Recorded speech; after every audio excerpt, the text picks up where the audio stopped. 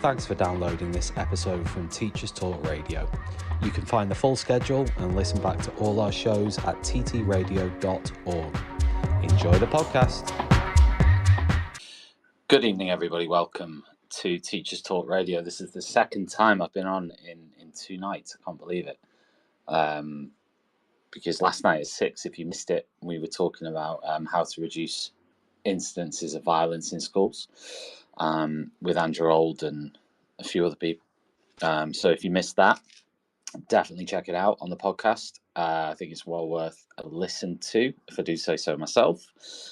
We were talking about what we can do about it, the causes of it, and lots more besides. So that was last night. Tonight, I am planning to talk to Catherine Burblesing about her protest.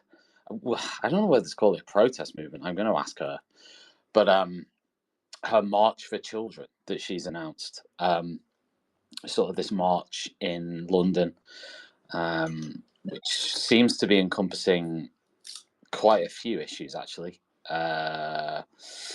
She's talked a little bit about smartphone use, academies, curriculum freedom, the schools bill, and lots more besides. So yeah, should be an interesting conversation. Before we do anything, it could be a good time for me to say thanks to our sponsors tonight. One is obviously John Catt Educational, who are leading publishers of professional development resources in the UK and globally. You can fetch yourself a John Catt book from the John Catt bookshop, which is johncattbookshop.com. And that you can access their full range of titles. They deliver internationally as well if you work abroad, and you can get 20% off any book on the John Catt website by using the code JCTTR2425. I want to remind everybody as well, please do feel free to get involved in the conversation. If you're listening live, then you can click the little microphone icon at any point and get involved in the conversation, whether you agree or disagree. All views welcome here, of course. And yeah, dial in, get involved. And then also, if you are listening back to this as a recording or a podcast, then hopefully you can also get involved by tweeting at us. And telling us what you think through that means.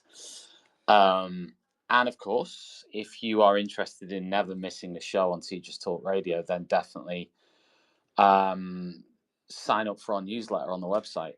We've got a new newsletter called Sound Bites and Insights, and essentially it's a rundown of everything that's happened in the previous week on Teachers Talk Radio. And bear in mind that we probably have like 5, 7, 10 shows a week. So it's impossible, obviously, to engage with all of that if you're a busy teacher. But the newsletter will hopefully help, because we handpick 3 or 4 of the shows that you could listen to and get involved in a bit more from the previous week. And we sort of spotlight those and highlight those, and it goes straight into your inbox every week. So you can just sign up on the homepage. Obviously, it's free. It's a newsletter. We deliver it every weekend to 10,000 educators, and you could be one of them. All you have to do is go on the homepage and, sign in, get involved. Catherine's going to be joining us soon, but maybe it would be a good chance for me to run down what Catherine's actually done in education so far. So if you don't know who Catherine is, she's an educator, author. She advocates for education reform, I guess. She's widely known for a traditionalist approach to schooling. She's the founder of Michaela Community School in London. She was actually born in New Zealand, raised in Canada, moved to the UK at 15, studied at Oxford University. She's written various blogs, and she probably came to prominence in the UK in the 2010 Conservative Party conference, where she famously criticised the education system for, in her view, perpetuating low standards and hindering social mobility. And then she left teaching, and in 2014 she set up the Michaela Community School. which is known as Michaela for short, and that's become a very interesting topic when it comes to education debate, because obviously the proponents of more traditional teaching methods and strict behavior systems have come to probably support Michaela, and then on the other side, you've had people on the other side of the debate who perhaps are less supportive, who criticise Michaela and the teaching methods at Michaela for being too traditional. And also, Catherine is known as Britain's strictest school head teacher, headmistress. I think some commentary uses various different media describe as that whenever she seems to appear. And yeah, so that's an introduction to Catherine, and Catherine is here now. I'm just going to add her in. And as I said, the topic tonight, the last time I talked to Catherine was actually after she had her famous interview with Bridget Tom? Phillipson. Catherine, do you remember that? The interview with Bridget Phillipson. Huh? Do you remember your meeting with Oh, Bridget Phillipson? yes. Of course I remember it. Sorry, I've just been trying for ages to tell you that I'm here. So Oh, you're here. I wasn't sure. Don't worry. Don't worry, you're here. Right. I Okay. was asking you to, because the last time we spoke was it was like shortly after the meeting you had with Bridget Phillipson, and then Yes. there was a lot of like press on the back of that, and then the government issued a statement, didn't they, and said that I can't actually remember what they said, but I remember it was quite critical of yourself.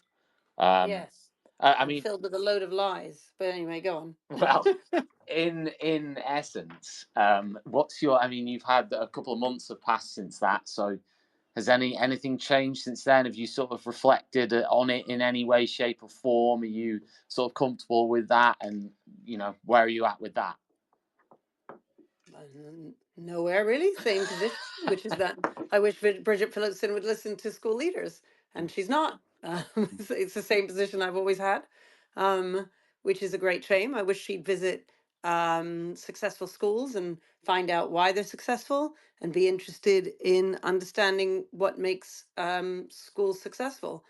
She's not asking those questions, and she's not interested, which is a real shame. Do you think, Obviously, seeing as she's education secretary. again, personal view here, Catherine, like just from me, Tom, she does seem Yes. quite nice though, as a person. Well, I have no idea whether or not she's nice. I have to say her spads are really not nice and just like to make up all kinds of nonsense. Um, but whether or not she's nice is kind of Mm, irrelevant. It's whether or not she's willing to listen, and I don't think that's particularly nice, to people who know what they're doing. One thing that really annoys me in with teaching is that people who aren't teachers think they know what it is to be a teacher. And because everyone's been to school, as in fact the government, their official position after that was she doesn't need lectures from anybody. She's lived it, i.e., mm. she doesn't need any of us school leaders telling her anything. She already knows because she's been to school. And that really annoys me because, the fact is that teaching and running a school are very different from being a child in school. And Mm. too many people think that what we do is not a profession. It's not something that you have to be particularly skilled and Yeah. that you have to have experience, and the more experience you have the better you get at it, and so on. They just don't think that. They think anyone can waltz into a classroom and teach, and that it's the same for anyone, and I don't agree with that, Why do they think that? because they've all been to school. No, but what? Yeah, um no, yeah, true. Yeah. they don't have any respect. I mean, that's the thing that really irks me here, is that she and others, she's not the only one, they just don't have, and the people who surround her, they don't have any respect for teachers and school leaders. If they did, I mean, imagine if I were on the board of a hospital.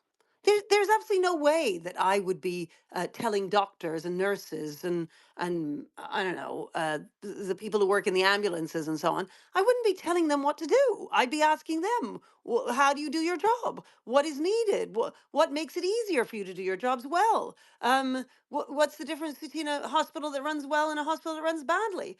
I wouldn't be telling them what's what. I mean, And that's just the bottom line. Either you believe that we should be told by politicians, or you think there's something in asking school leaders what works and what doesn't I hear work you, but from the ones, wouldn't you know. there'll be some out there who, within education anyway, who will say, "But hey, Catherine, what about when the Conservatives were in and Gillian Keegan was there and Gavin Williamson and all these other people? Were you saying that then?" Well, no, because they were speaking to school leaders. They were absolutely speaking to school leaders. And and they were having that conversation that is not being had right now at all. Bridget Phillipson has not been to visit, lots of successful schools and ask the successful school leaders what to do. She's not listening to us. She's not interested. And they've Mm. even put out an official statement to say she does not need lectures from anybody because she's lived it. That has never been the case with any of those conservative, and you might disagree with the things in the end they concluded on, because obviously teachers and school leaders will disagree. So you might disagree in the end with, say, what Michael Gove decided to do and the school leaders he decided to listen to, but he was definitely listening to school leaders. She is not. There's no one she can point to and say, these are the school leaders I've been talking to and this is what they've suggested. That's not what she's saying. Michael Gove can do that. And all of them can. She cannot. She has deliberately pushed out this bill without being informed by anyone. But There she isn't a has, single there she isn't a has. single school leader that will put their name to this bill to say that this is what they want. Not one. Okay, I mean, I don't know. I don't know who's sort of supporting it or not supporting it. I mean, she has spoken to school leaders though. I mean, since she's taken the position of education secretary, and before that, she has consulted with school leaders. I mean, obviously, Yes, they may not ones that be are not. school leaders that you deem to be successful, perhaps. I don't know, but she's definitely spoken to them. I mean, I've seen her speaking to them. Do you know, not in Yes, person, but from a distance. yes. So it depends on what you take successful to be. I mean, in my book, I think you should be speaking to at least a handful of successful school leaders. Well, Now, tell me you what might you say it doesn't define. matter. Tell me what you define in that sense as a Well, successful. there are a variety of different measures. You could look at the measure of progress aid and maybe take the top 20 of the ones on progress aid and visit a number of those. You could look at the schools that have done an extraordinary job with big disadvantaged intakes, again with progress aid, and look to see how much progress they've made. You could look just at attainment and see, well, which schools have got really great attainment and go and visit a handful of those. I mean, if I were in her position, I'd be taking 5 to 10 schools from each one of those categories, and I'd be speaking to all of those school leaders in their schools. Then I would bring all those school leaders together and I'd be talking to them again. That's the sort of thing that, say, Michael Gove did do. He went round and visited various schools and he spoke to lots of school leaders. Now, in the end, of course, you have to make, I understand you're not going to please everybody, but you will have spoken to these people and at least considered what they think. This is not the case with Bridget Phillipson. She has not spoken to anyone. And the bill is not informed by school leaders' opinions. As I say, there isn't a single school leader who's saying, "Oh yeah, she spoke to me, and that's my idea. Yeah, I think that's a good idea because we're struggling with X or we're struggling with Y, and by her doing this, this is going to make it easier for us." Not one is going to say that. So and we've got 23,000 schools. Um, and yet there are a number of school leaders who are saying, no, no, no, no, no, this is a bad idea. And she's not listening.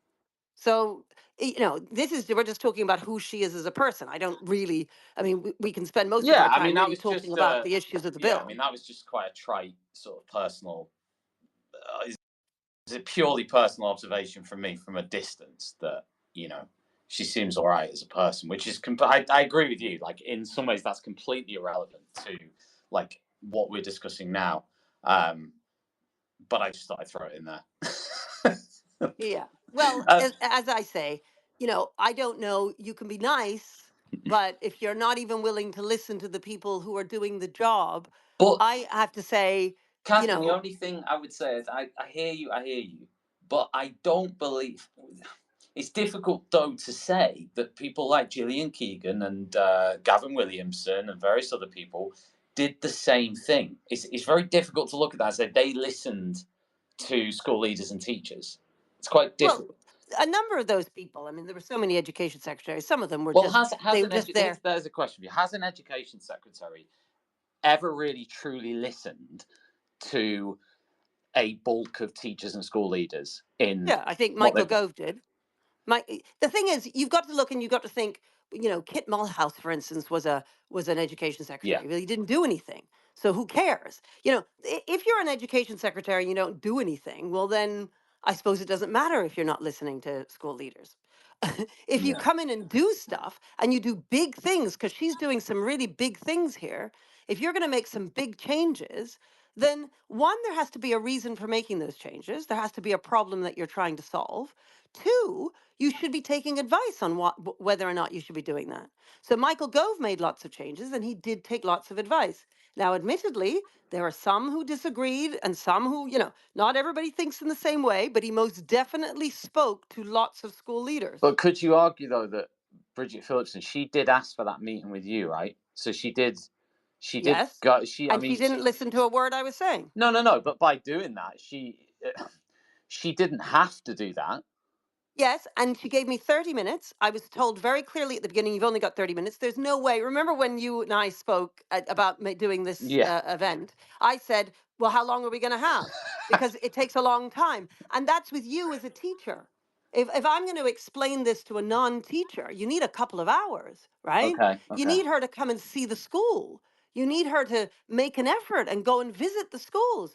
She hasn't been, and it's not just Michaela. She hasn't been to Mercia. She hasn't been to Q3. She hasn't been to any of these schools that are doing really well and that have done well thanks to the freedoms that we have as academy leaders. And she's not interested in finding out why it is we've done well or even seeing our schools. She said that to me.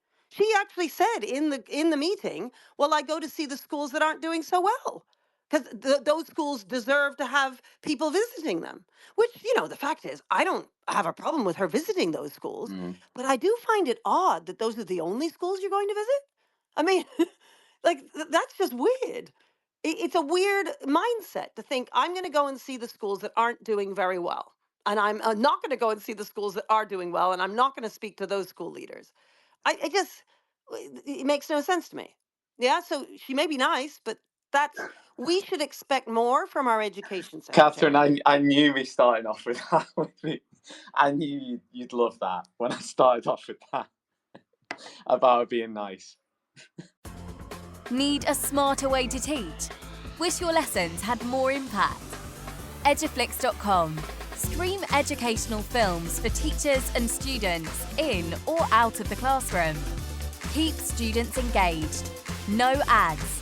No distractions. Try it free for 30 days at eduflix.com/try. Use code TTR. Get 50% off all orders made before June 1st. eduflix.com. Hi secondary school teachers, we're Apps for Good, and we give schools like yours free introductory computing courses. Our courses are for everyone, including those who aren't computing teachers, and they're fully equipped with resources mapped to the UK computing curriculums. Independent learning is central to our courses. Your students will develop essential and digital skills by working in teams to create prototype apps. We'll even connect you with industry volunteers to give real-world feedback. Let's empower every young person you teach to shape their future with technology. Speak to us at www.appsforgood.org. Did you know that every year, half of disadvantaged children who are top attainers at primary school don't go on to achieve top GCSE maths results? At Axiom Maths, we exist to change that. Our fully funded program helps schools nurture young mathematicians through weekly face-to-face maths circles, where pupils tackle challenging and exciting problems outside the national curriculum. With just under £3,000 annual funding, expert training and quality resources, we give schools everything they need to inspire the next generation of mathematical thinkers. Want to make a difference? Visit axiommaths.com today and join over 400 schools delivering maths circles across the UK.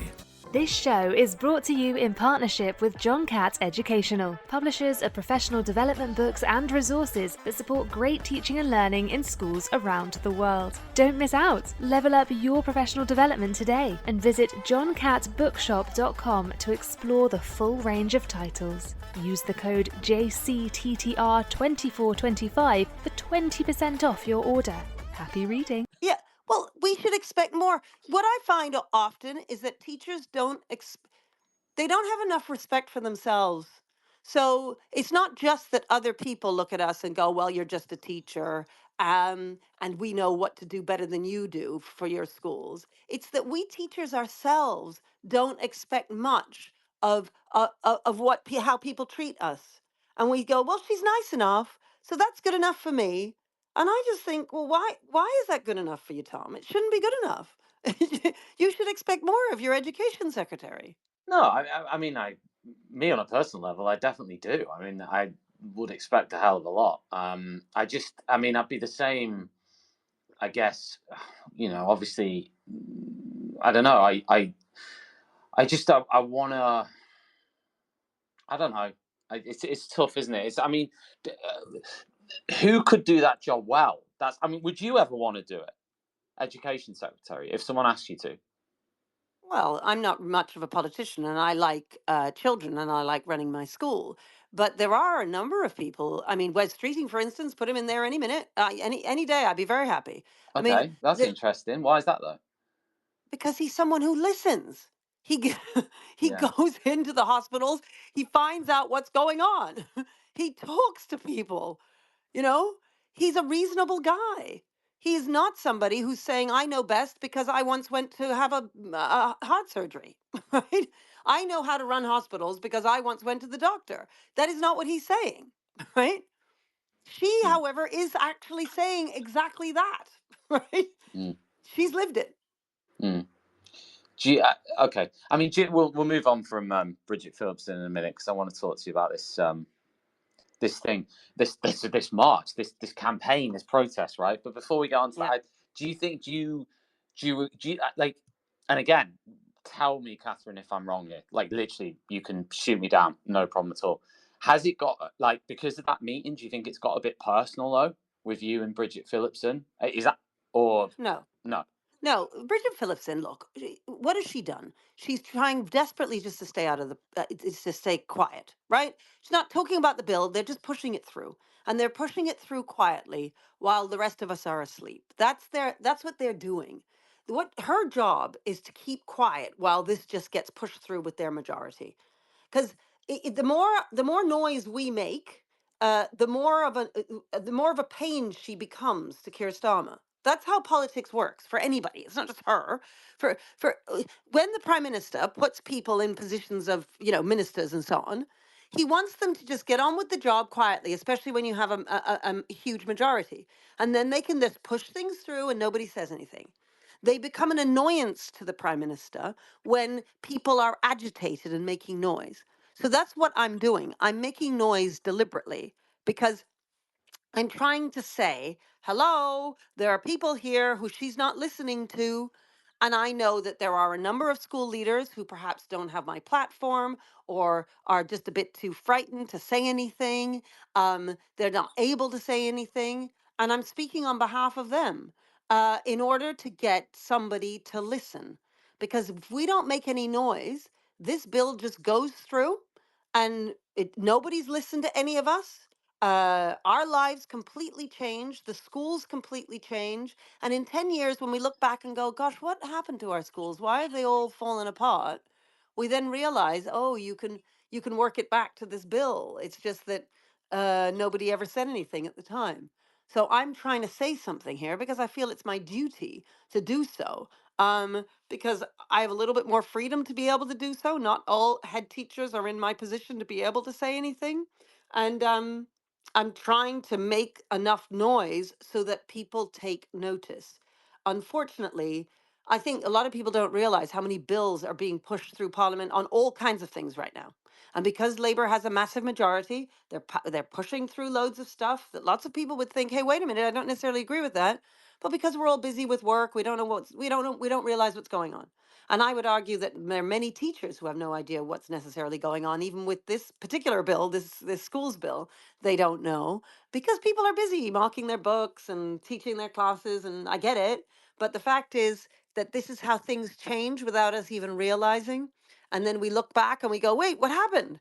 And suddenly it's gone. All right. Well, listen, you've launched this. You've called it the March for Children. So it's a Yes. specific protest, right? So do you want to just talk us through, and we'll dig into each thing in more detail.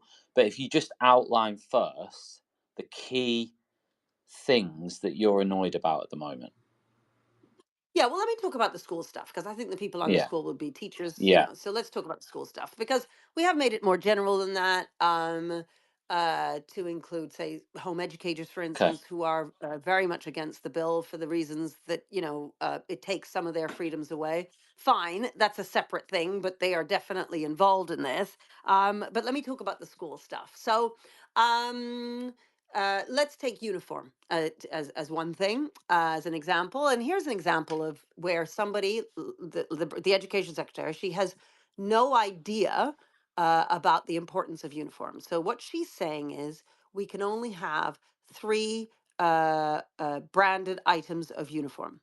And she will be, she is thinking, I know she's thinking, she said this when we spoke, well, uniform's expensive and some families can't afford uniform. And so it's best to reduce the expense on families, which is a noble reason for wanting to do away with branded items in the Yeah. uniform. Um, Now, I too, as most school leaders, if not all school leaders, want to keep uniform costs down. Our uniform, for instance, costs £76. And you can get it, I'd say, for around about £20 secondhand at our school, which I think is pretty good. If you can get a uniform for 20 quid, I think it's pretty good. And then you need to weigh up, well, is the saving of a few pounds, you might bring it down to 16 or 17 pounds instead of 20, is that saving of a few pounds worth it for the damage that's caused for not having as many branded items? So why do you need lots of branded items? And I say lots. I mean, we've got 5 on our actual uniform. Now, because we don't have a sports hall and we don't have any fields or grass or trees or anything, our sports offer is very, very limited. And so we do not have a sports uniform for that reason. But most schools do have an amazing sports offer, and I wish we could. Sadly, we're unable to because of our building. But for those schools that have an amazing sports offer, they will not be able to have a branded school sports uniform. And I would argue that even on the main uniform, so we have 5 branded items of uniform, and we've kept it to the absolute minimum deliberately because I don't want families to spend more money than they need to. So we have the blazer, the sweater, the bag, the tie, and the trouser. Now, why do I feel it's necessary to brand all those items? And that's 5 items when it just comes to the uniform, let alone sports, which most schools will want to brand on their sports uniform. So why do I think those 5 are necessary? Okay, well, it would be very odd if you didn't have a blazer branded. You would just all look, you would be wearing different blazers. You'd be, I mean, it'd be absurd. In order to, I mean, if I need to explain, so, to belong to your school, just like you belong to the English football team, you wear the same clothes. You're part of something. You belong to something. And I know that Bridget Phillipson actually very much believes that children should belong to their school, but she doesn't understand just how crucial uniform is to that sense of belonging. So your blazer, you definitely need that. The sweater, same thing. If you were all wearing different sweaters underneath your blazer, you would look like you came from different schools. And you wouldn't have that uniformity that is required for belonging. Now, I have to say, actually, our sweater is not mandatory. You don't have to wear the sweater. You can wear it without, but you do have to wear your blazer. Now, there is the trousers. Now, why do I think we need a branded trouser? I think this is so important for schools. And for those of you in schools where you don't have a branded trouser, I would highly recommend it, but we're about to have a bill that's going to stop you from doing it. So, I would say that girls often get trousers. Let's say they say any gray pair of trousers will work. The girls will buy trousers that are very tight, and then they sexualize themselves by wearing a very tight pair of trousers, which I think is inappropriate for girls to be wearing. And in the day and age where Keir Starmer has rightly pointed out the misogyny that can exist in schools, the horrible stuff that boys and girls are exposed to online. Well, one way in which this is demonstrated in schools is via what they wear. So it's important for girls not to be wearing those trousers that sexualize them. Similarly, the boys have their trousers pulled down in a way that heightens their masculinity. I think that it's deeply uncomfortable. To allow children that kind of ability to sexualize themselves with their trousers. If you have a branded trouser, so something, we have our little leaf on the side, something so that teachers can note, oh, that's our trouser. Then the trousers are made in such a way so that the kids can't do that, and therefore your children are safer. In terms of their sex, the sexuality that they portray in the way that they walk around and the way in which they show off their their legs and so on. So um I think that's really important that you have the trouser and then the bag. So we have our big leaf on the back of the back on the backpack. When they're down the street, we can see them way far away. So just again in terms of safeguarding, really important to be able to note who your kids are. If there's a issue down the road, some kind of scuffle, whatever's going on, you can see whether or not your kids are involved. The CCTV on the on the roads again can pick up our kids immediately with that bag. If you don't have the bag branded, then you can't tell who your kids are. So what have I? Oh, and the tie. So the tie. Again, this is advice for teachers who are listening. You have we have the leaf on there positioned in a very specific place so that if the teachers cannot see the leaf, we know the tie is too short. And as we all know, shortened fat ties are a huge problem in I tell you schools. what, Catherine, I'd be in And so much trouble with you, as a member of staff. I mean, I'm why? relatively smart, but I'd be in so much trouble. I mean, I wear a nice suit, I've got a nice tie, etc. But and I always wear a suit. But I Yeah. mean, the length of tie thing. I mean, that's But I'm talking about the kids. Yeah, right. The kids have short, fat ties, right? And you want to make sure that the ties are long. So you have your little emblem on there to make sure that and the staff can tell. Because the point is, staff need to be able to, in a quick second, look at the uniform and be able to know whether or not the child is wearing the correct uniform. And so But why does the the length fact of is, tie why does the style or length of the tie okay, matter because in? when children are smart. So when you come to visit our school, and if you go to visit all of the successful schools will have kids that look smart in uniform, right? Yeah. Like this isn't just a coincidence. It's not just, oh, isn't it funny how the good schools all have great uniform? Like that isn't a coincidence. The reason is because if kids are smart, we have smart on the outside, smart on the inside. They feel proud of themselves. They're able to walk with with real pride and dignity.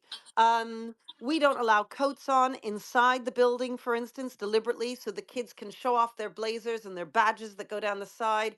And there's a real sense of pride in them because of their uniform. And their uniform is immaculate at Michaela. That isn't just a coincidence. We wouldn't get the results we get if our uniform were a mess. Okay, there's no question. No, I Um, get that. I mean, I'm more talking about specific thing there. The tie example is a good example. The tie, the style, the length of the tie. Why does that specifically matter? I mean, I'm not saying uniform necessarily doesn't matter. okay, so it's what I just said. So in the same ways, you might say, well, why does it matter if their shirts are not tucked in?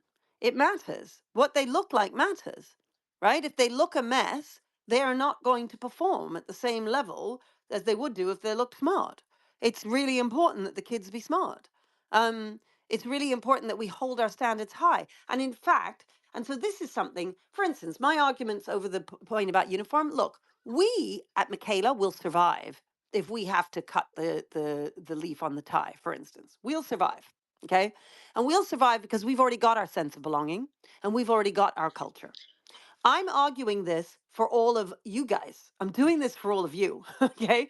And the schools that need to turn around their poor behavior.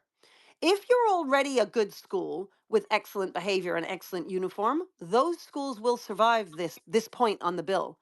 It's the schools, so we get over 800 visitors every year. Every time, every day, I speak to the visitors downstairs, and the advice I give them is they all say, got issues with behavior. And I say, right, so what you need to do is start with uniform. And they call this broken windows theory, that you look after the pennies, the pounds take care of themselves. You look after the small things. So like when you're saying, but what difference does the tie make? The tie makes all the difference. Okay. So I used to be a deputy in a school in South London. We used to have fire alarms that would go off 2, 3 times a week. The kids would pull them. There were fights in the classrooms and in the corridors. It was an absolute state. I was complaining for ages to my head. My head eventually said, fine, you take behavior, you do something with it. So I immediately dealt with uniform. The same idea, broken windows theory. And I didn't bring out, I wasn't looking at detentions or point systems or merit systems or anything like that. All I dealt with was uniform. And I brought consistency across the school with uniform to get everybody singing from the same hymn sheet. And one of the big things we did was making sure the ties were long, making sure the shoes, the shirts were tucked in, making sure everybody had sensible shoes, making sure that the earrings, the big hoop earrings that they used to wear would disappeared. Um, we went after uniform. I remember saying to my head teacher, listen, in 6 months, you're going to see a complete transformation. Well, I was wrong. The school had transformed in 6 weeks. It was amazing. I never touched merits and demerits. I never touched any of the behavior stuff. All I did was uniform, and all those fire alarms stopped. The fights stopped. All of that stopped. And all I did was deal with uniform. If you take care of the pennies, the pounds take care of themselves. So whenever all these guests come, I'm always advising them on how to deal with uniform. Well, I'm not going to be able to do that in the same way anymore. Once this bill goes through, those schools will have a much harder time turning around their difficult behavior. With So, with the uniform though on the schools bill, they the thing was they said there would be a limit, right, on branded items. So they said yes. the bill will ban schools from requiring parents to buy more than 3 branded items as part of the school uniform. So it includes 3. And the rationale they've put behind that is that when they surveyed the parents, half of parents were concerned about the cost of uniform, and 12% said they've been in financial hardship as a result. So that's the rationale behind it. I guess I'm just saying, Yes. because there's 2 sort of debates here. There's the debate about uniform or not, right? Which is, to me, is one Hmm. debate, and there'll be lots of teachers out there who are generally pretty pro uniform, and pro sort of uniform standards. There'll be some that aren't, but there'll be a lot who are. But the branded thing is, I think Yes, that's but a separate debate, isn't it? To uniforms, that's saying, Yes, but Tom, I've just explained why it is we need all of those items being branded. And that's 5 items for our uniform. And I haven't even moved on to sport yet, right? mm, mm. So I've explained if you don't have it on the bag, that's a safeguarding issue for the kids. You can't find them on the street. If you don't have it on the blazer, well, then obviously you're not a school. If you don't have it on the sweater, same thing. If you don't have it on the trousers, the kids sexualize themselves. And if you don't have it on the tie, then you have short, fat ties where they're basically putting 2 fingers up to you and not obeying the rules for uniform. And they look like a mess. So those are the 5 things. I have kept it to an absolute minimum at Michaela for exactly the same reasons as they're saying. I don't want to charge the parents more than I have to. And we are charging, as I say, £76. But a secondhand uniform is £20. And schools will often have, for families really in dire trouble, financial trouble, they will have grants for uniform so that people can get the uniform for free. So when she says she's trying to solve this problem, well, what is the problem? I wouldn't mind if she said, okay, you have to have a limit of expense. It can't be more than £200 or whatever it is, right? That I wouldn't mind.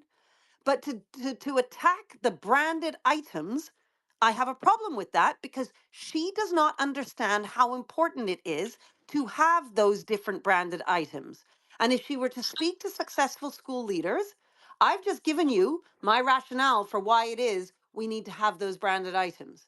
I'm a successful school leader for a reason. I understand these things. I've implemented these things, not just at my current school, but at other schools where I used, 20 years ago, I've done this and I've turned around failing behavior in a school, totally turned it around by using uniform. I've also know of other school leaders who have done the same thing. So either people want to listen to us and say, "Oh my goodness, I didn't realize that uniform was so important when it comes to turning around poor behavior." Now, you're not going to see the effect of this right away. In 10 years, when the behavior in our schools has plummeted, we're all going to say, "I wonder why." Well, we're going to have to look back to this moment and say, "Oh, I see, we changed uniform. That didn't seem like such a big deal at the time. But because we reduced the number of branded uniform items, that will have impact on our behavior across the country." And as I say, this isn't a personal thing for me because we'll survive it at Michaela. Other schools will not. So that's uniform. We can move on to another thing. Yeah, just before we do that, on the uniform thing, right? Yeah. Because there's not a massive most research out there finds little to no direct impact when it comes to uniforms on academic achievement. And if you look at like other countries where uniforms are much less common, if not used at all, it's not affecting their sort of overall outcomes in comparison, to example, to the UK.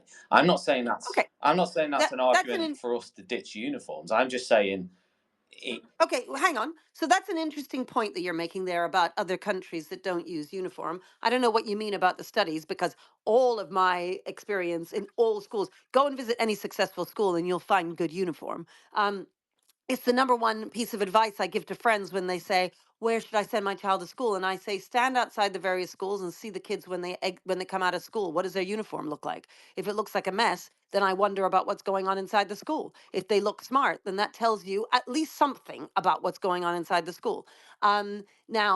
But with regard to school to countries where they I don't mean, have uniform, the studies. So here's some examples: Brunsma and Rockamore, 98, 2003, found no significant links between uniforms and academic achievement. Gentile and Immerman, 2012, modest improvements. Education Endowment Foundation in the UK, quote, uniforms have a low impact on learning outcomes according to their teaching toolkit. UK Children's Society report.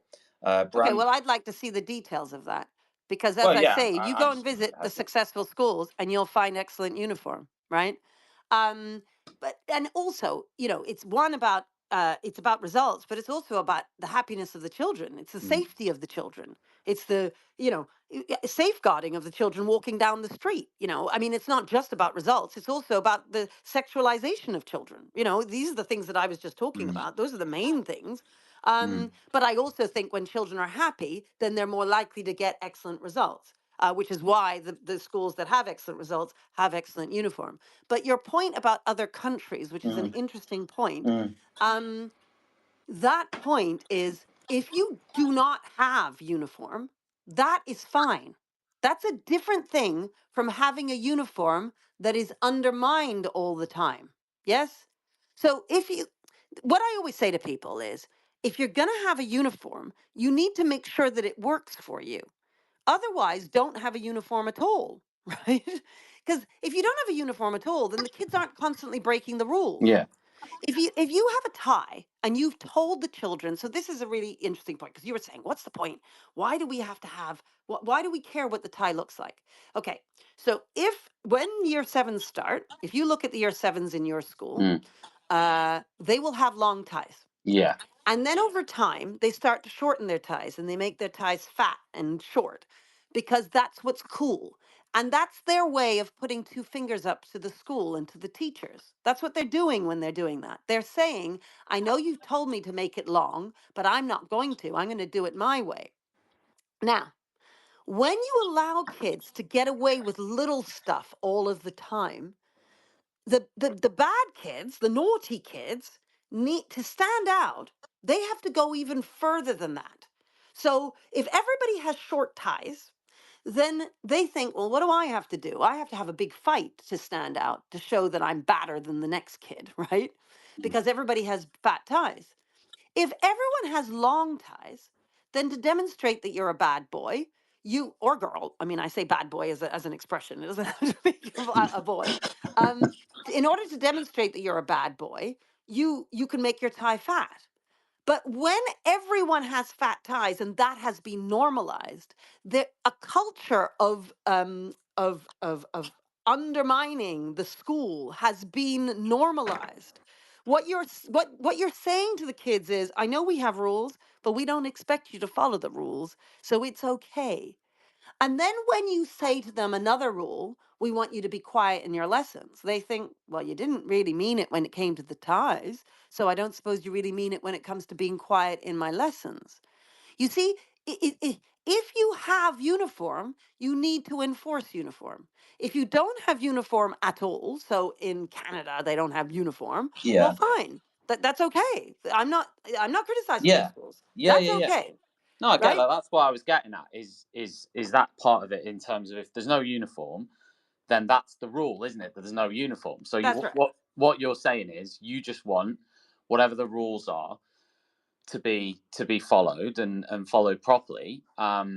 I'm Like saying if you have uniform, you need to allow more items. Now, I have to say, if you had to ask me which one's better, a school with a uniform and without a uniform, I think you're better with a uniform because, as I've just said, it's safeguarding in the street. You're better off with that. The sexualization of the trousers, you're better off with choosing their trousers. And not only that, but we all know that if you don't have a uniform, and this is the case in Canadian schools, which I've seen, um, the richer kids can buy the branded items like Gucci and etc. And the yeah, poorer kids cannot. And so actually it becomes a far more expensive affair in kids being humiliated for not having certain branded items at school. Branded, not uniform, but branded in terms of you know uh, uh, you know uh, the high street type brands. And they can't possibly afford that, and it actually makes things much worse. The well, thing about uniform is that it equalizes things for kids, and the poor kids, you don't see who they are. but would kids just always push boundaries no matter what sort of uniform or not uniform you had? You could have the most particular uniform policy ever, and kids would still find a way of Of course. But that's the whole point. That's why yeah. you have to have a strict uniform, because that allows them to push back without them really undermining the school or the ethos or the teachers. That's why. Be strict with your uniform, and I promise you, your behavior will transform in your schools for the better. I mean, for all the teachers who are listening. Let's move on, Um, Catherine, so because there's let's move so on. much Yes. else in this, right? So, I Yes. mean, that was really interesting to kick off on the Yes. uniform thing. So, great, we've covered that. So, the other thing Yes. that you've mentioned was smartphones, right? Yes. So, So that isn't in the bill, but I yeah, mean, smartphones, which the government refuses to have a national conversation about, is my opinion that smartphones should be banned to kids who are under 16. But I would take something else. There are other options. You could ban social media to under 16s, as they've done in Australia. You could. We could talk. We could have a national conversation around this. Now, I have to say, more recently, there are a number of parental groups that have started up that are anti-smartphone because they are finally coming to see the damage that unsupervised access to the internet does. I have been shouting about this for about 8 or 9 years, and I've been shouting about it. It's so fascinating because we on Friday I went to give a little talk to our year 13s who are going off on study leave, and and I and one our head girl, I was saying, "Oh my goodness, isn't it amazing how you're going off now?" Because when she was in year 7, in fact, I need to put this on Twitter. The BBC came in and did a little video of us, campaigning against smartphones, and we have a thing called digital detox where the kids give us their phones and they in order to keep them off their phones. And she was in my office when she was in year 7, talking about against smartphones, and here she is now in year 13, going off to do her exams. And so I looked at her, and it was so funny because that morning I had been on Good Morning Britain talking about smartphones. And I was saying to all of them, gosh, I feel like Groundhog Day. This is just unbelievable. 7 years ago, you were in year seven in my office, and we were talking to the BBC about being against smartphones. And this morning, here I am on Good Morning Britain, still talking against smartphones. So the country really hasn't moved in the last 7 years. And I wish it bloody well would. I mean, I say that recently Mm. it is I have noticed a lot more traction, but unfortunately the government is not listening on this. I mean, I would the guidance from February 2024, the government guidance does state, quote, all schools should prohibit the use of mobile phones throughout the school day, not only during lessons, but break and lunch times as well. yes, That's what the yes, but current that guidance should. says. Yeah, but that should. You see, so look, Mm. first of all, it's not just about phones in schools. It's about phones full stop. So we Right. strongly encourage our families not to give the children smartphones at all, right? Okay. And we sell brick phones for that purpose. Yeah, no, I remember. Yeah, I remember you And saying we that. sell them at a loss. You know, I actually lose money on these phones. Now, I don't just think it's just about schools, but the fact is, we all know that it is very hard to ban phones in schools. So again, this is an issue which affects very much affects other schools much more than it does Michaela. We have got that situation under control. You never see a phone at Michaela. It is very rare to see a phone.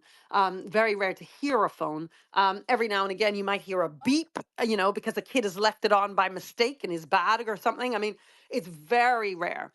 But I know that most schools do struggle with this sort of thing, and that even schools that ban phones, the kids will still take them out in various lessons.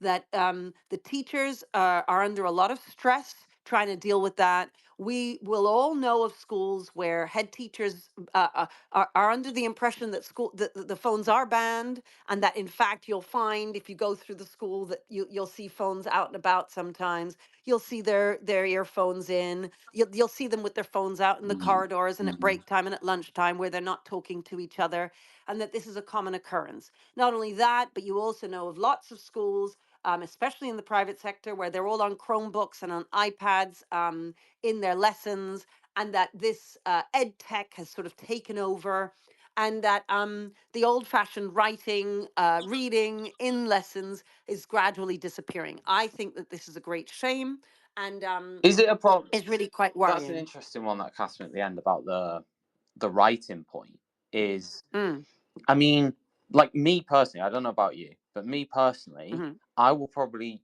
use a pen now to write for less than 5% of anything that I do, right? The hmm remaining 95% is touch typing, right? Yes. So, is there not an argument there to say that we need to move further in a direction towards that when it comes to that side of things? I mean, that's a bit separate, I guess, to smartphones. But you mentioned writing. I'm not suggesting don't teach children how to write. All I'm saying is the reality is that most of the adults that I know, I'm not saying they'd have as high a percentage as Uh, me, but they'd have a okay, but high let me percentage.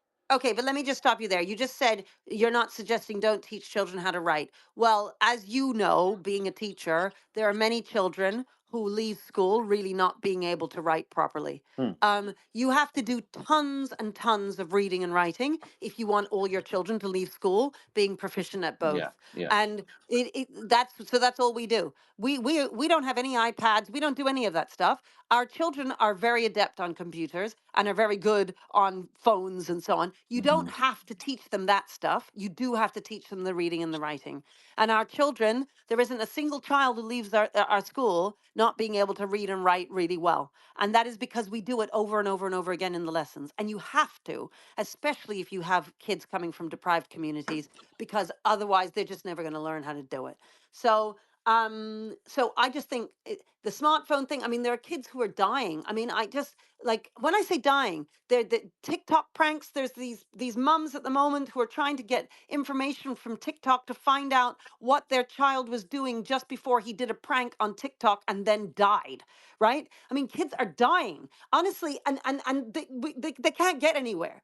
I mean, I just, I mean, honestly, notice I can barely speak because the thing so upsets me that these poor mothers whose children children are dead because of the unsupervised access to the internet that we're Mm. not allowed to talk about. I mean, for goodness sakes, we need to stop children having unsupervised access to the internet. It is putting their lives at risk, literally putting their lives at risk, and let alone the gang members that they meet, the horrible, I mean, girls who get involved with men who are so much older than them, pedophiles who are targeting various kids who know where they live. Who, I mean, I'm anybody who's involved in safeguarding and who's on a senior team, they know what I'm talking about, right? So the fact is, it is such a dangerous place from a physical point of view. But then there's their mental health. Jonathan Haidt has written massively about this, that they are all suffering. The girls who have to pout their lips and push out their bottoms and make themselves look so much older, and that the only way that they can be appreciated is through what they look like as opposed to their brains and the things that they've achieved. I mean, I could go on and on and on. I mean, for me, it's a no-brainer. Those smartphones and unsupervised access to the internet needs to be spoken about and needs to be stopped for kids. We don't allow them alcohol. We don't allow them sex. We don't allow them marriage and driving and smoking. These things have been made illegal for children. Smartphones should also be made illegal for children because it is a massive danger to them, and they are too young and naive to know. And parents don't realize, and it's such a great sort of babysitter for families. I get it. You're busy. You're making dinner. You've got 3 other kids. Things are going on. You just hand them a phone and they just get on with things. And nowadays, toddlers have phones. And then we wonder why they never learn how to read. Look, it is just a book cannot compete with a smartphone. It just can't. All those colors and flashes and changing pages, black and white. A book is flat. You have to make a huge effort to be able to read a page. And as us secondary school teachers know, they come to us at 11 years old and they really don't know how to read. One of the big reasons for that is because of access to that smartphone. So again, I just think government should be open to having that discussion. They are not open to it. And I think there are lots of reasons for this, which big reasons is to do with those massive companies where these guys are making billions out of our ignorance on this. They're flying around in private jets, and our parents are having to save up loads of money to give their child a birthday present of an iPhone when in fact that iPhone is going to destroy their lives. So I mean, I could go on for hours about it. The whole thing, we should move on to No, I something mean, else because that makes me so upset. Honestly, it's just so well, dangerous you and have so you awful. you have the ban. I mean, almost half the UK public believe there should be a total ban on smartphones in schools. I think I mean, listen, this is an open forum, by the way. If anybody has a view on anything we've been talking about so far and wants to share it, then just hit the microphone icon in the bottom left, and if you have something to say, we'll bring you in. Yeah, well, that's nice to hear 50%. I have to say, Yeah, 7 years ago when I was talking about it, nobody was backing me. Everybody just thought I was insane, right? that So may have been eventually now less than people are getting there. had them then, though. I think with smartphone maybe use it Well, has gone up because massively. people don't know. You see, what the things I say, I'm only saying them because I can see them. Because I see it in front of my face. And so I talk about what I see as harming children. But I Not must say, having Catherine, uniform items. coming back to what I said at the start of this little segment, though, is that most schools do already have bans on them. Like, to be fair, they do, don't they? Like Yeah, I most. know, but listen, you got to see it from a head teacher's point of view, okay? So, uh, a head teacher, depending on what they're like. So, if you're the strictest headmistress in Britain and you're completely unreasonable in the way that I am, then it is much easier to enforce that ban, okay? If you're a head teacher who isn't like me, right? It's hard. It's very hard to enforce this ban. If, on the other hand, okay, for instance, as a head teacher, I do not have trouble with kids bringing in bottles of vodka to school. I do not have problems with them driving their father's car to school. I do not have problems with them having sex in the corridors, right? Now, that is because it's illegal, right? And so, because it's been made illegal, it has been normalized across the country that children don't tend to drink. Now, I'm not saying there aren't a few here and there who are trying it out. Of course, there are, but it's illegal. And so, that helps a head teacher in imposing that ban. He doesn't have to spend all his time thinking, how do I persuade the parents? How do I persuade the teachers? How do I get the kids to follow this ban? Right? It's very hard to enforce. Now, some schools manage it, but lots of schools do not manage it. And if there were a ban coming from central government, if it was made illegal, then it would be much easier for schools to ban it. That's the point. It makes it easier for teachers and for head teachers. Mm. Um, Now, I'm not saying it's impossible to do. Of course not. I am one who has managed to do it, right? I'm just aware that it's not always so easy. And I have a small school. I have a new school. If you take over a school of 2,000 kids with over 100 teachers, banning phones is hard. Now, you will no doubt point and say, "Look, there's this school that's done it." Okay, that head is exceptional, right? I'm saying if we want this happening across all our 23,000 schools, it would be much easier if it were made illegal. And it's not just about in school, it's also about at home. And the But reason why, how would you respond to the argument that it's more about parental responsibility rather than something that the government should legislate? yes, now it's a good point. But the thing is, I would say that we could make alcohol legal for kids, but we don't. We don't say, well, that's just up to parents. We did once upon a time. We did once upon a time when it came to smoking.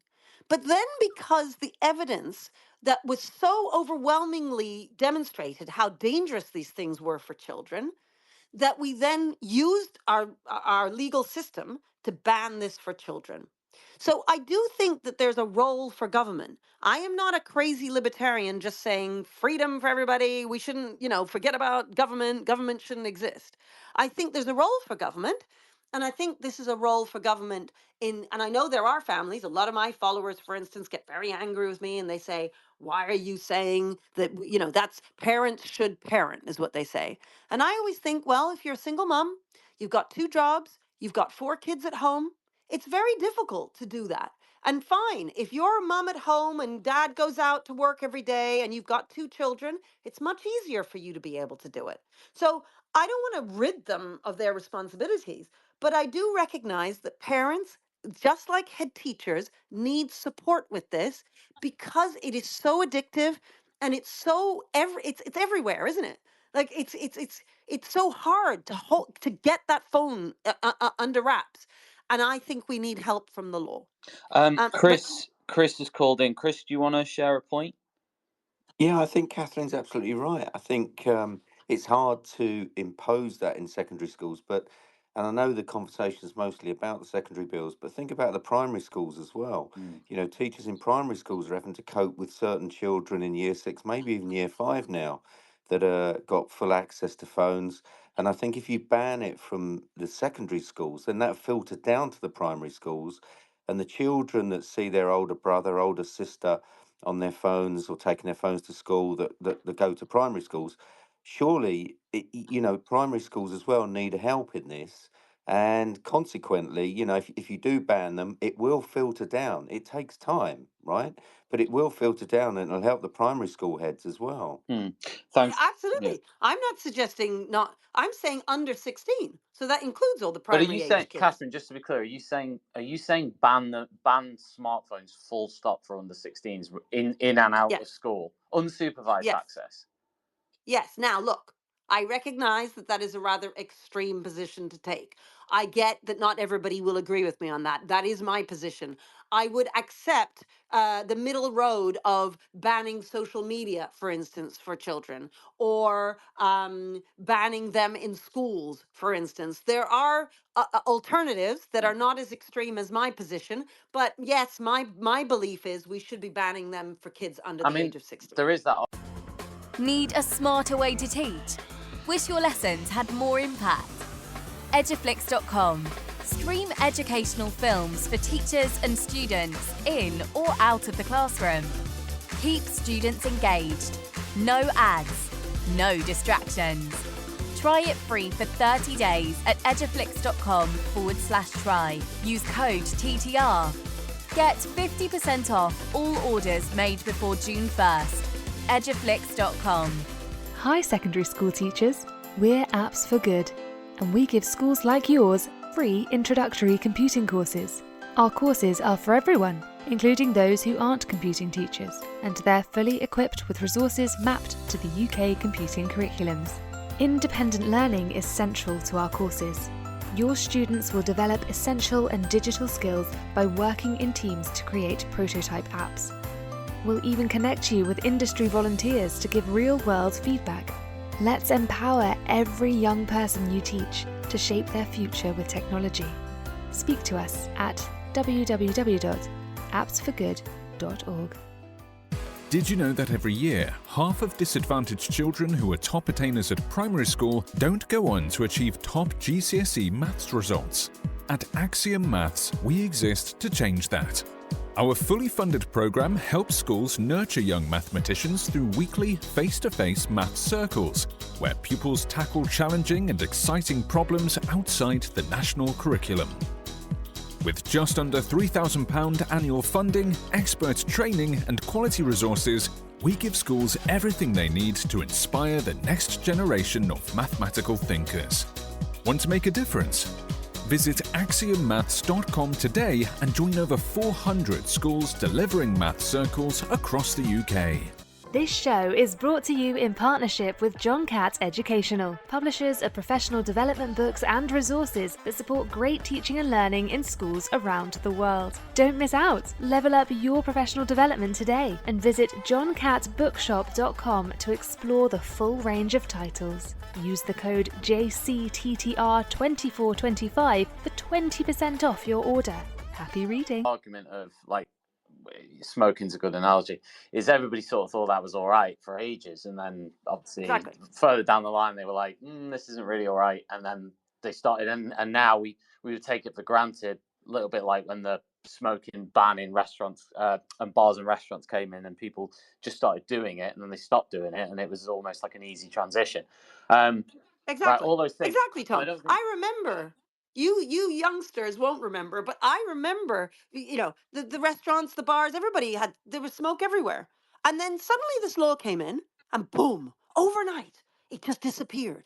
I actually said, I have to say, before that ban came out of restaurants, smoke in restaurants and so on, I thought to myself, well, it won't make any but difference. Well, it transformed the country, that Catherine, law. just to play devil's Transformed. advocate though again, would you say then, because okay, for example, I'm addicted to Diet Coke, right? I drink a Yes. huge amount of Diet Coke. Like I can't get through the day without it. I know Yasmin's here; she's also addicted to it. There's like Yes. addiction club of people, right? You could argue that that is as bad as that. Like, do you know what I'm saying? Or you could What? say, like, eating, You're like, saying that fast drinking food diet. eating, unhealthy eating, would damage just as many kids as this. Yes, So would but you ban that? Would you? Is there other things you would ban? well, I'm if saying, there where do was you stop something on that the was banning? threatening their lives, I suppose there are things that we're not allowed to feed kids, aren't there? There's a whole bunch of things Yeah, that's I guess. illegal to feed them. I don't know. Jamie Oliver made it illegal. You have to follow certain rules in the kitchens. You can't put in too much salt or too much sugar and all kinds of things. So that is actually the case. We it is illegal to feed the kids various foods, and rightly so. Yet we're allowed to give them a device that's going to that we have evidence for. Their mental health is suffering. Their safeguarding is at risk. I mean, it is such a no-brainer for me. Anyway, look, we need to move on Yeah, because there's a million other things. yeah. So Go go on on. to What's go on to You've also mentioned academies. We've got quite a bit of a non-UK audience, Catherine, on the podcast version of what we do. We've got quite a few listeners from the USA and Australia and some other places. So I don't know whether you want to, before we get into it, just outline what academies are and sort of a bit of background on that, and maybe also what free schools are as well. Obviously, Michaela's a free school, so I don't know whether you want to just give a little 1 minute on where that comes from. Yeah, well, free schools and academies just have freedoms to be able to do what's right for their own cohort. Free schools are slightly different in that they might have been set up by a group of people, but ultimately they run in the same way as an academy runs. The money comes directly to the academy or to the free school and is not kind of given to the council, where they used to siphon off some of that money and then hand out the rest to the school. It now just comes directly to the school, and the school can do as they see fit with that money, to employ who they want, to organize themselves as however which way they want, really, depending on the intake that they've got. And my position is, clearly my school in inner city Wembley is very different to a school in the Cotswolds or a school up in the Lake District or a school in Hull. You know, Mm. there are different schools all over the country, and we're all we have different buildings, we have different challenges with our intakes, we have different staffing issues depending on where you are in the country. We just have different issues, and so we should be able to make the right decisions for what we need to do with our kids, because obviously we have different issues to deal Right. with. So, what's your issue when it comes to the schools bill and academies? Then, do you want to outline that Yeah, part? well, I mean, there's 2 points there. I'm not sure which Yeah, one you are imagining I'm all going to of it. talk about. That you So, go for okay, whatever your issues are in that so broad spectrum. okay, well, there's the Multi Academy Trust. At the moment, if a school is failing, the and again, this is something that will not affect us at Michaela. I have to say, most of the things that I'm arguing for, I think we may just get away with at Michaela. Most of the stuff I'm arguing for, I'm thinking about other schools, often schools that are in failing situations that need help. So they need help of the uniform. They need help to get their behavior to be better. And the really difficult, schools that are in challenging situations at the moment, what happens is a multi academy trust, a MAT, will come and take over the school. And because the MAT has 50 odd schools or more, they have a number of people in their teams, and they can put together a team and put the team into that school, remove perhaps the head teacher, remove the deputies if necessary, depending, and and turn the school around. Now I know lots of teachers will think, yeah, but academies are really bad. I hate my academy head, and I wish I didn't work for an academy. And I recognize that obviously the academy system isn't perfect, and that obviously there will be head teachers who some staff don't like and so on. I get that, but that does not mean that we want to throw out the entire system of multi academy trusts.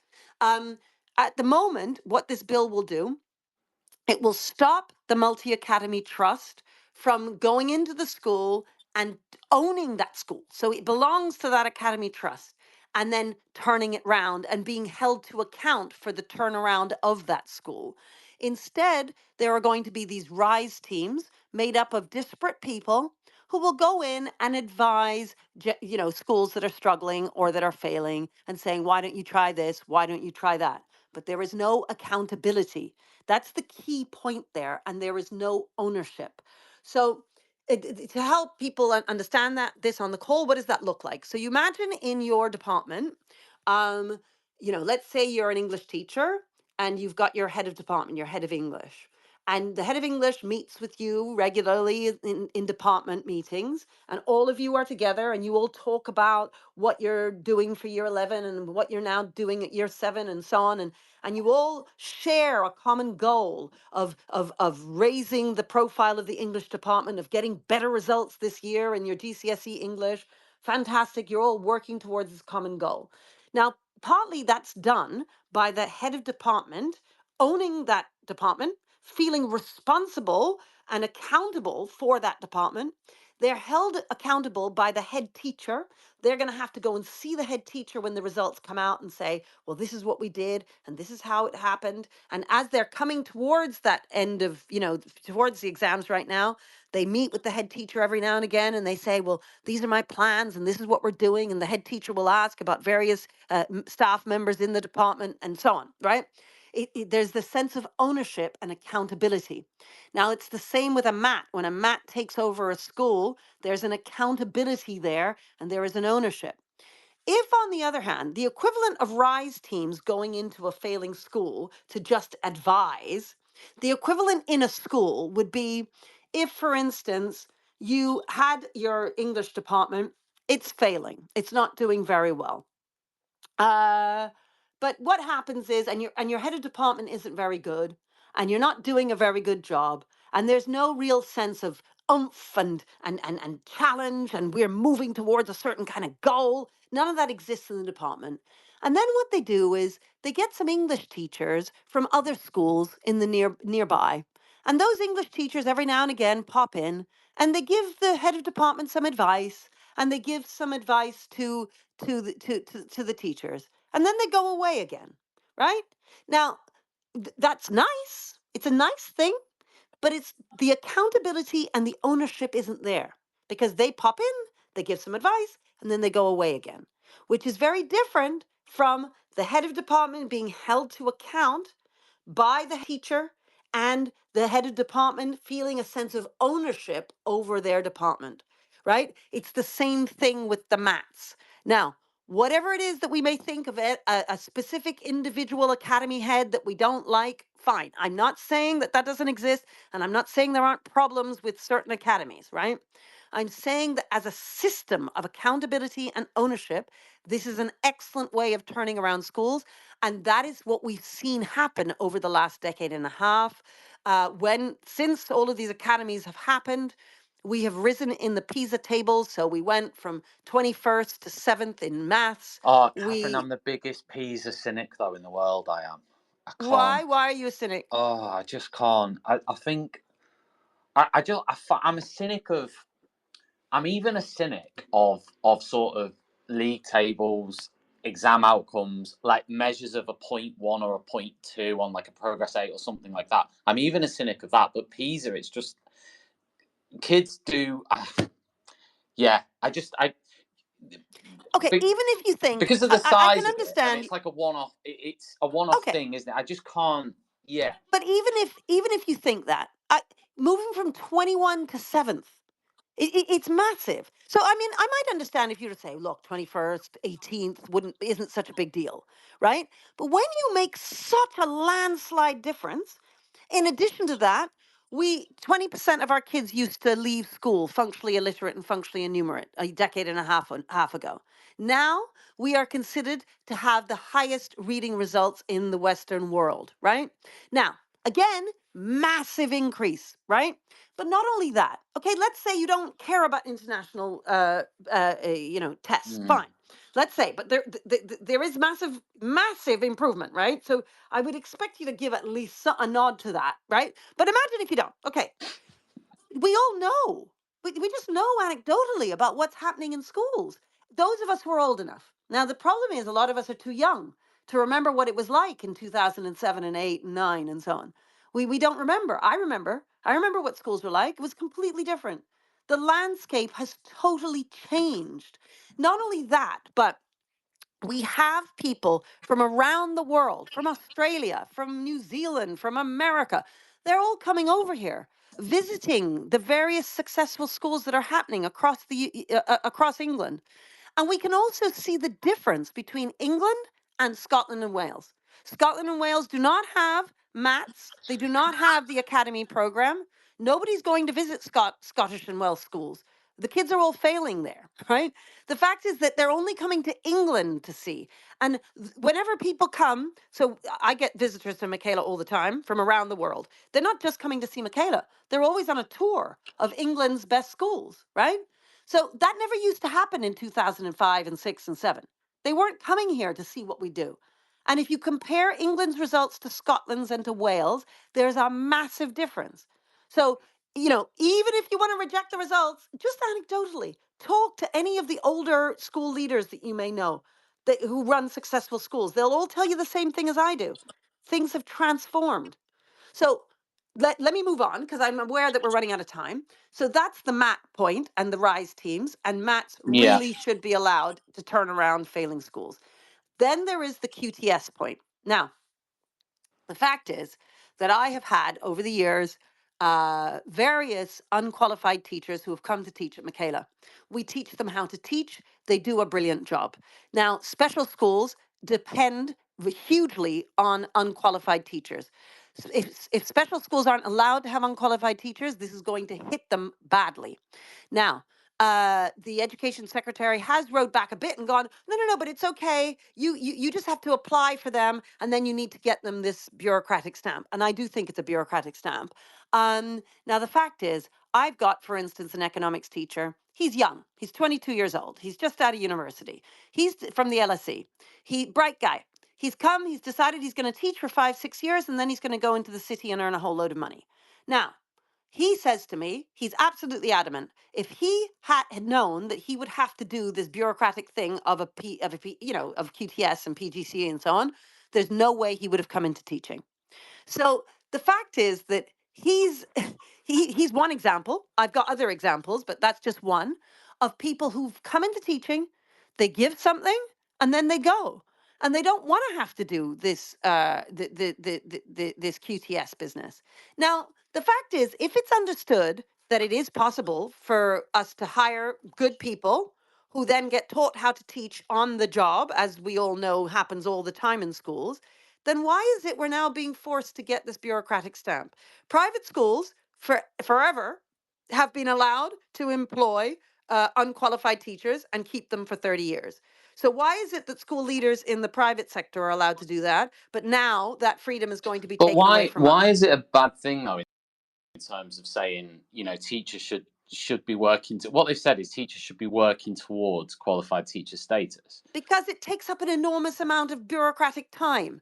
I am Okay. very much about reducing bureaucracy for teachers. I do not want to increase it. One of the things that makes us massively successful at Michaela is that I have cut bureaucracy massively. My teachers don't spend time filling out data reports and, I mean, all the crazy stuff that happens in other schools, we don't do it. There's hardly any bureaucracy at all at Michaela.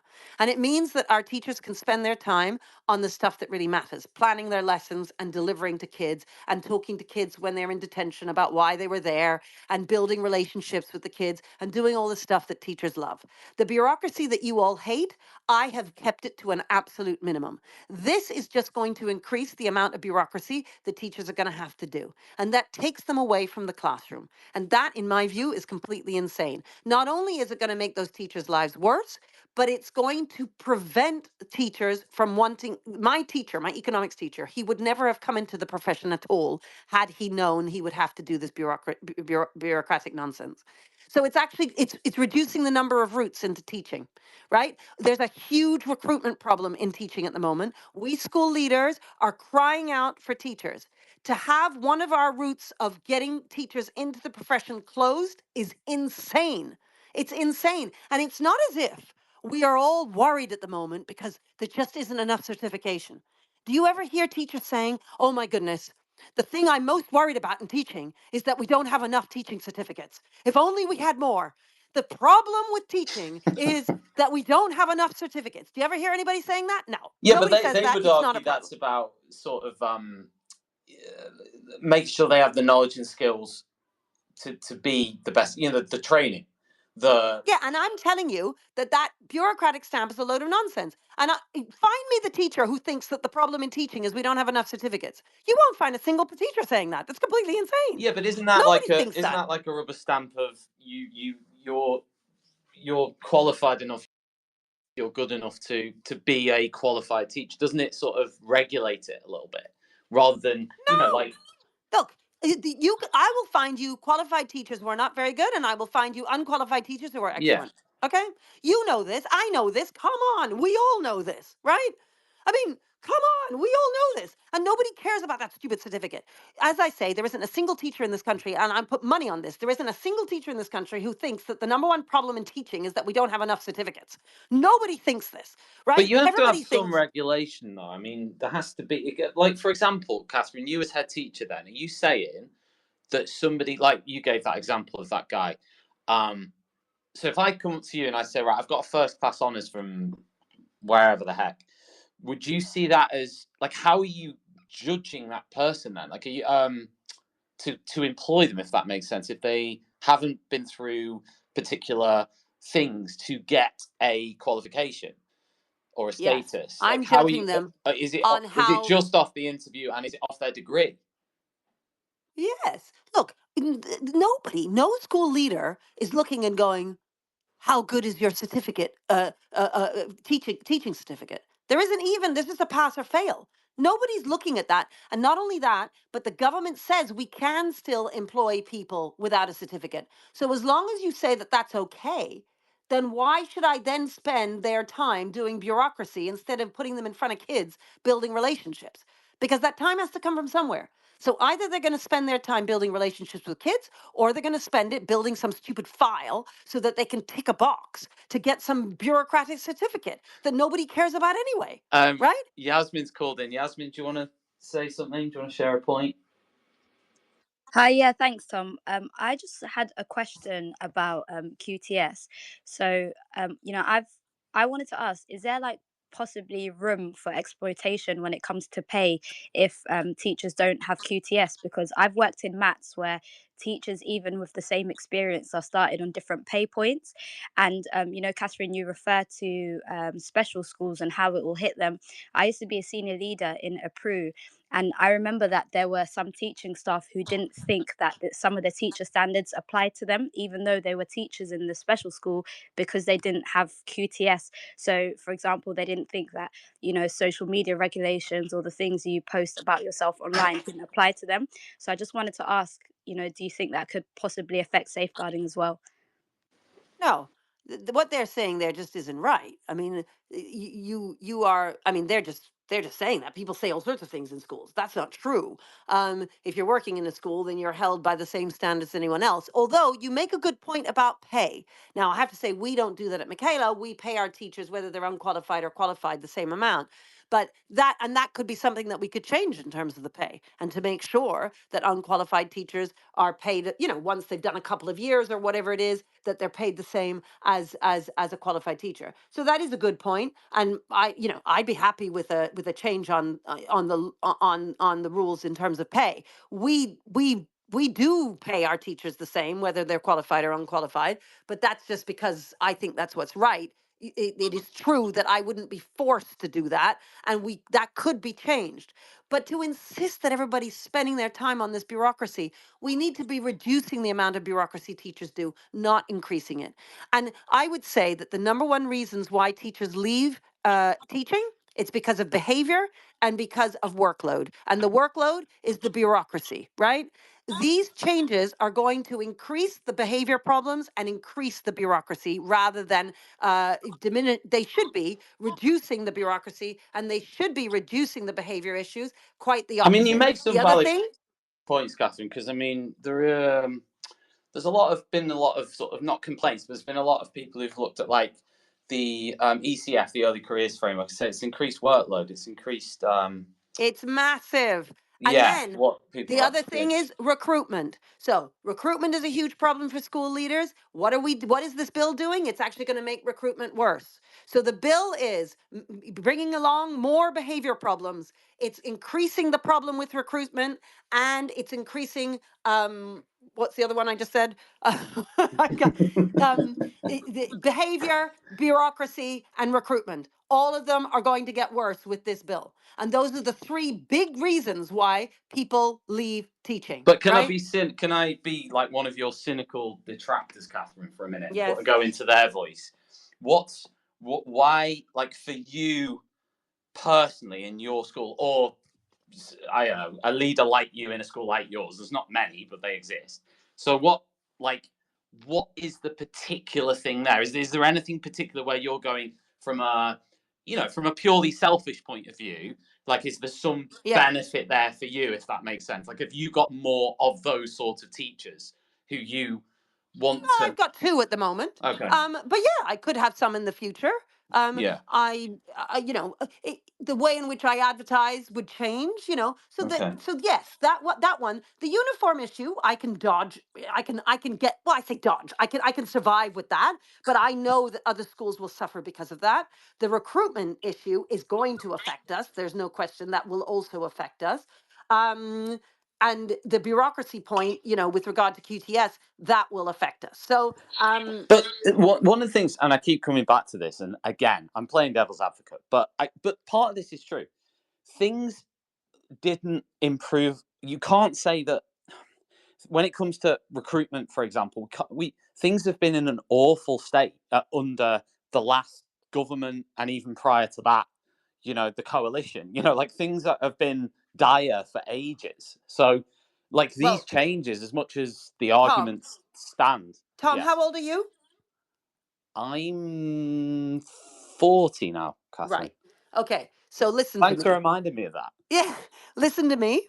For those of us who are older, however bad you think, and I understand why you think things are bad, because there are various things that are bad in schools. I get it. However bad you think things have been in the last decade and a half, they were worse before, and they're going to go back to that. Okay? I'm telling you. So you need to listen to those of us who are older. I don't know. Are you Listen to saying me. Listen to pre-20? all Are the you saying arguments I've just made. pre-2010? Are you saying? Listen. Yes, but just listen to the arguments that I've just made over uniform. Listen to what I've just said about certification. Listen to what I've said about the bureaucracy, and listen to what I've said about recruitment. Okay? You know this, Tom. You know that the things that people leave teaching for is the behavior and the workload. Yeah. You know those are the two things that matter. No, I think you've made some good arguments. I'm just disputing that point about you're saying pre-2010. Yes, things were worse, were worse. now in some ways, okay. So they were worse up until 2020. Now things have gone crazy since then because of COVID and so on. I am telling you, you and I can come back in 5 years and speak again, Tom, and you're going to If be I'm saying still to here, me, I "Oh drink a my lot of goodness." Diet Coke. Yeah, you're going to be saying to me, "Oh my goodness, you were right, Catherine." It's just that 5 to 10 years time, you're not going to see it right away. We are going to see a slow demise when these changes take place. I've made my arguments, and then what else is there? I mean, then there's the the pan that we should be in charge of our own admission numbers. But I mean, in terms of what teachers care about, we've spoken about. I think we've spoken about everything, haven't we? QTS, I the think maths so. and the I don't know rise whether there's thing. anything else. They're your main Yes. things, aren't they? Those are the main things. And look, it's not very many. We're looking at four things I'm talking about. I want 5 amendments from the Lords. That's all I want. And the thing is, these are they're small things. They're big things that are going to have huge impact on the schools. Now, this is something, for instance, our education secretary could be listening to the school leaders and saying, "Oh, I see. Oh, I hadn't understood about uniforms and why belonging is so important and why branded items are so important. Oh, I see. I didn't realize the certification doesn't really mean as much as I thought it meant. And actually, I don't want to make things more bureaucratic for teachers. Oh, I see. I didn't realize that Matt's ownership and that control over something and owning it and that accountability matters so much when it comes to turning around a failing school. If she were to listen to these things, she wouldn't be doing them. But she thinks she knows best because she's lived it, right? Tony, do you want? Tony's called in, Catherine. Let's hear what Tony has to say. Go on, Tony. If Tony's there, you have to unmute yourself in the bottom left. Hello. Yes. Press unmute. No. Tony's not coming. He doesn't want to press unmute. But I think he had a point. Is he there now? Hello. Nope. Well, look, so. Tom, I should go because I'm now realizing we've been on for 90 minutes. So we have. Listen, I hope I've made some of the points clearer to you. And yes, the march. Please come out, everybody. 2 p.m. on 18th Sunday, the 18th of May. It's a march for children. For all of us who think, oh my goodness, there are things that this government is not understanding when it comes to children, and we need to make some noise so that they listen to us. When any government, forget about which government it is, when a government has a massive majority, they can push through any bill they want, and they don't have to blink an eye. They are not accountable to anything. They're not accountable to us. So whatever you think, you may be a diehard Labour supporter, that's fine. But when any party has a huge majority, we have to make noise when they're doing stuff without listening to us. That's what's important here. Yeah? Catherine, thank you ever so much, as always, for coming on. It's always interesting. It certainly gets everybody thinking, and we've had a huge number of people listening in the last 90 minutes. So thanks to everyone who has also come along. Huge thanks to our sponsor, John Catt Educational. If you're a teacher interested in your own professional development, then head over to johncattbookshop.com. Pick yourself up a John Catt book with a 20% off discount, courtesy of us at Teachers Talk Radio, TTR 2425, for 20% off any number of books on the John Catt website. This will be available as a podcast as well. Don't forget to like, subscribe, and follow wherever you're listening to us. Get involved in the conversation following this. Tweet us, post us. We're on LinkedIn, we're on X, we're on Facebook, YouTube, everywhere you could possibly think. So definitely check it out. Catherine, thank you ever so much. Have a fantastic evening, and Thanks, Tom. Speak to you again soon. Really good chat. All right, Tom. Yes, thank you very much. Take care. Bye. All right. Bye-bye. Bye, everyone. You've been listening to Teachers Talk Radio. Tune in live and listen back at ttradio.org. We look forward to hearing from you next time on Teachers Talk Radio.